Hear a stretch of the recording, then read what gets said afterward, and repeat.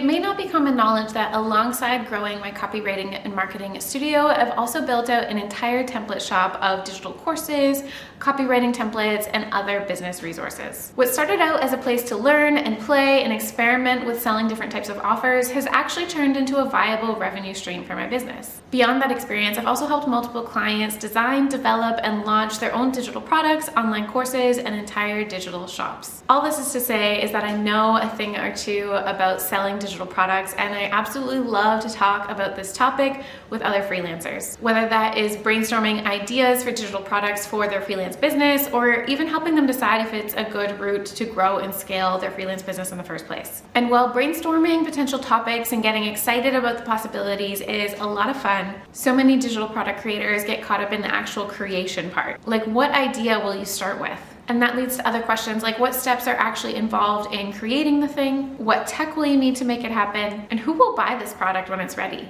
It can be very overwhelming, and I know this because I have been there before. In this video, I'm going to break down for you step by step of how to go about creating a digital product if you've never done this before. And I actually have a guide and checklist to work through this process in Notion, so I'm going to walk you through that. It breaks down your entire roadmap from ideation to creation to actually launching the thing. So let's go check that out.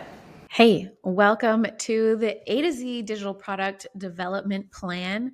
This is actually a bonus resource inside my digital product sales pack, but I'm going to give you a little sneak peek here and walk you through it because it's super valuable. And basically it's like, as the name says, the A to Z plan to launch, develop, create, do all of the things for getting your digital product ready to sell online.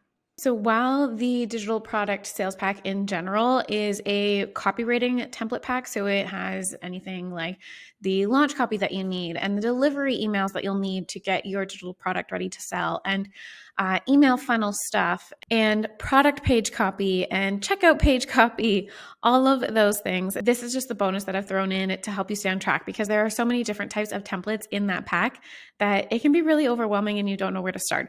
We don't want that. So this is going through everything that you need to know from ideation to creation to launching the thing. So for the sake of this video, I'm going to walk you through the parts about ideation and creation so you know all of the steps involved there. And I'm actually going to do a part 2 video on selling digital products online. Because honestly, I can't leave you hanging here, right? Like, I can't help you this far just to stop here. So getting into it now, I'm going to walk you through the ideation and creation stages. And we're actually going to look at these pages within the product development plan. Okay, so the big question that you need to answer with your digital product is, what is in it for your ideal customer? First, though, you need to know what that customer segment is and what your strengths are. So these are actually the first few steps here. It's understanding what your strengths are and knowing what the value and the big promise of your product is, and then choosing a customer segment so that it all matches up here. Basically, when I see people trying to come up with a digital product idea, they look to what their competitors are doing instead of what they're really good at and what they're known for and what people are asking them about. So when you know your strengths and you can lean into what you're known for, then it makes it a lot easier to slip this digital product into your offer suite, especially if you are already a freelancer who offers one-on-one services. It makes a lot more sense to go about it this way. Now, at the same time, I don't want you to get caught up in thinking that you have to do exactly what your one-on-one services are for your digital product. So if you are a copywriter, you don't need to do copywriting templates. Maybe there's something else in your business that you do really well that others are asking you about that you could do your digital product around instead. For example, I've seen other copywriters, instead of doing copy templates for customers that would match up with those who are hiring them for copywriting services, they do something like how to maximize social proof. And not only do their ideal customers for done-for-you copy find interest in that, but also other copywriters. So looking at it this way, it makes it a lot easier for you to talk about it, to create it, to get excited about it, but also to sell it. So step 1 in creating a digital product is knowing your strengths. And then you need to identify the value. So if you want your digital product to actually sell, it needs to solve a problem. What does it do? What need does it fulfill? How does it help your customers? When you're really clear on the results or the transformation that you provide, then it makes it so much easier to come up with something that people actually want and need. Because trust me, we do not need another Canva template on the exact same thing that everybody else is doing, right? Like, yes, you will have your own unique spin on it if you choose to do it this way, but rather than looking to what your competitors are doing, I want you to think about, how am I solving a problem? Where is there a gap that has my name on it? And if you're not sure here, you can actually ask your customers. I always recommend asking your customers not only to validate the offer itself, but also for the messaging when you get to the sales phase. Next is you're going to get super clear on who the customer segment is. So maybe you have a handful of different segments within your freelance business already. You need to know who is going to buy this product in order to market it to them later, in order to shape the offer to fit them, and in order to just make it all make sense. You also need to be clear on why they would choose to use this digital product versus just having you do this work for them instead, or somebody else do this work for them instead. Like, what is the difference? What makes them different? And it can't be just their budget. If you stop at just their budget, then you're going to leave so much on the table in terms of what they actually want and need. Like, are they a DIY type? Are they the person that wants to get in the weeds and learn how to do this stuff on their own? They'd rather do that than hire someone. And maybe they will hire help with stuff, but in terms of like finishing up the project that they're working on, rather than having someone do it all start to finish and take it over. The type of person that buys a done-for-you service is very different than the type of person who buys a digital download or template or a digital product or an online course. And you need to know what makes them different in order to sell to them later. So keep this in mind when you are putting together your product for sure. And it will come in handy later when we get to the sales steps too. Okay, now that you know what your strengths are, you know what you're known for, you know what the value is, you know what the customer looks like, then we can start to outline the core features and inclusions of your product. So like, what's actually going to be inside this thing? And in order to make sure that it's not full of stuff that they don't need and it actually helps them, you need to understand your customer. So that's why I rambled on a little bit about choosing your customer segment. To give you an example from my own shop, everything in there is bite-sized, actionable. There's tons of templates. There are videos, but they're shorter. There's no fluff and fancy camera angle and just like extra stuff added in for the sake of adding in extra stuff, because I know my target audience is a busy person. We don't have time to sit here and listen to tons of things. You might even be listening to this video at double speed. Because I know that about my customers and my audience, then I can shape an offer that fits what they need, just like I would with my one-on-one and done-for-you services. I can do the exact same thing with my digital products. And then finally, with ideation, you need to set the price. And I know that this is a really hard thing and you might get stuck here, but don't get hung up on it. Know that it can change and you can grow and it's not going to be locked in forever, but just be very careful with how you are pricing it.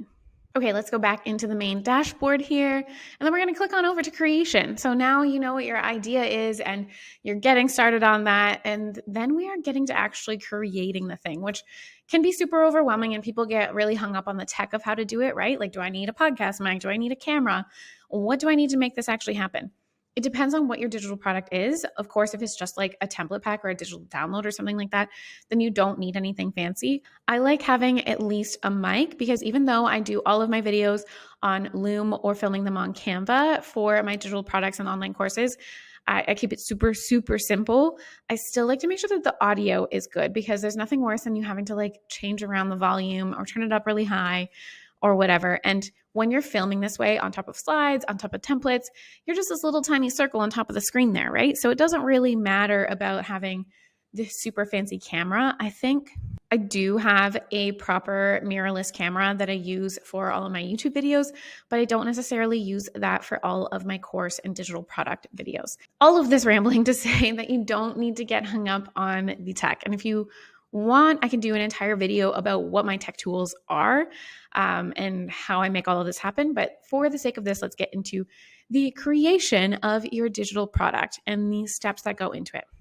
First, I think that it is so much better, so much easier if you do a lot of planning prior to sitting down to film or create or actually do the work, you know? So I like to organize the sections of my digital product first and get really detailed about everything that's going inside this thing.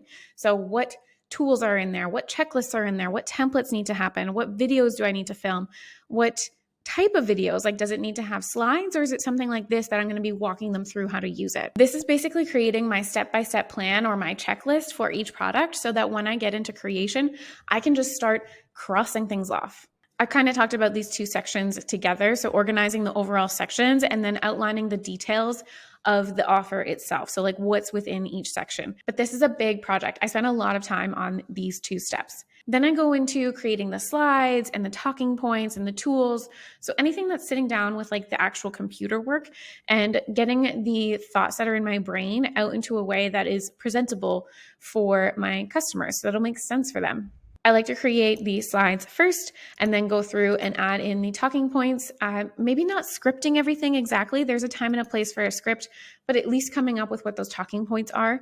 Then I will make the tools that I'm referencing in the videos, which I know that I'm referencing because I've organized all of these sections and what is included in each section. And if there are any attached quizzes, surveys, and that kind of thing, I make sure all of that is done first.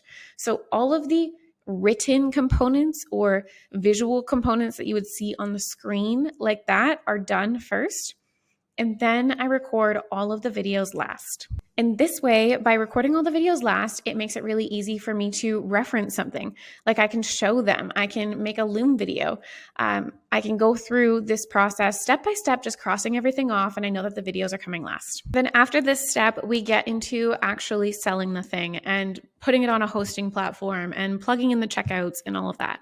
I'm going to save all of that in these two sections for part 2 to walk you through because this video is getting very, very long right now. But I will leave you with the tip that when you are choosing your hosting platform, you want to balance both the customer experience with the affordability for you. And if this is your first digital product, of course, you don't want to spend a ton of money on a reoccurring monthly expense if you don't know if it's even going to work. And a lot of the hosting platforms, the LMS platforms are like that. I was on Thinkific for years and the prices of that are expensive. Even as you are starting to make more sales, it adds up because a lot of them will price per user as well. All of that to say, I chose to switch everything over from Thinkific to Thrivecart Learn because Thrivecart Learn is just a one-time purchase and I absolutely love that. I love the one and done. The view for my customers and my students inside the dashboard is very similar to what it was inside Thinkific. I don't feel like I lost any of the quality, but I did eliminate the monthly recurring expense. So then instead of having to pay per user per month and my expenses going up as I'm getting more customers, it's just one and done. And it all still looks really good and they get a very similar customer experience.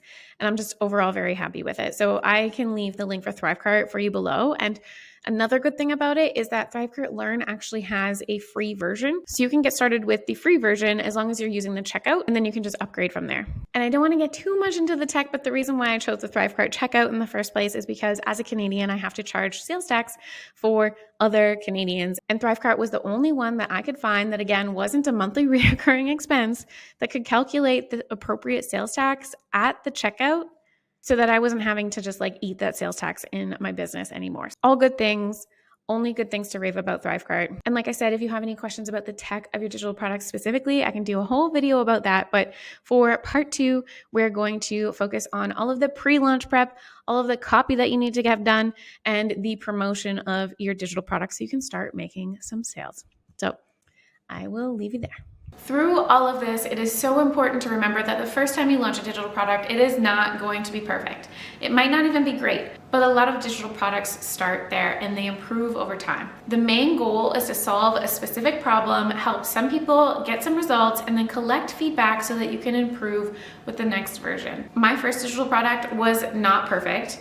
It was Instagram caption templates that I sold for $27, and I was so excited when I made my very first sale. It was just a simple PDF download that people would get when they purchased, sent to their email. And with the first few people that purchased, I collected feedback, I asked them what they needed, what was missing, and I improved the product. From there, I went on to make multiple versions of this product, always going back to the first few customers and giving them access to the new and improved version. And eventually this became a bonus in a larger course. Now, years later, that digital product is no longer available, but it still served its purpose. So many people downloaded it, and I learned a ton about creating, developing, and launching a digital product so that I could go on to build the entire shop that you see now.